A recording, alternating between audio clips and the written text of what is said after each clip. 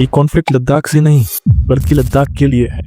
क्यों भारत सरकार लद्दाख को पूरे राज्य का दर्जा नहीं देना चाहती? इसे समझने के लिए हमें लद्दाख की लोकेशन को समझना पड़ेगा। दरअसल लद्दाख भारत के 3 पड़ोसियों से अपनी सीमा शेयर करता है, जिसमें से 2 भारत के मोस्ट लविंग पड़ोसी पाकिस्तान और चाइना भी हैं।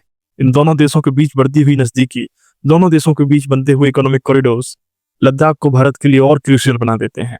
साथ ही लद्दाख अक्साई चीन और पीओके से भी जुड़ा हुआ है। लद्दाख में गलवान वैली, सियाचिन ग्लेशियर जैसे हॉटस्पॉट भी हैं, जहां पर लाइव टेंशंस आए दिन बने रहती हैं। ऐसे में भारत सरकार का ये चाहना स्वाभाविक है कि उसका सीधा हस्तक्षेप इन इलाकों में बना रहे, और एक पूरे राज्य के चलते ये उतना संभव नहीं हो पाएगा। उदाहरण के लिए बांग्लादेश से लगा हुआ पश्चिम बंगाल हम देख रहे हैं। इसका मतलब ये नहीं कि भारत सरकार नेशनल सिक्योरिटी का हवाला देके लद्दाख के लोगों की डिमांड्स को बिल्कुल नजरअंदाज कर रही है। दरअसल लद्दाख की डिमांड्स में एक डिमांड ये भी थी कि यहाँ की नौकरियों पर, यहाँ के संसाधनों पर पहला हक लोकल्स का होना चाहिए। इसी के लिए एक कदम ये भी उठाया गया।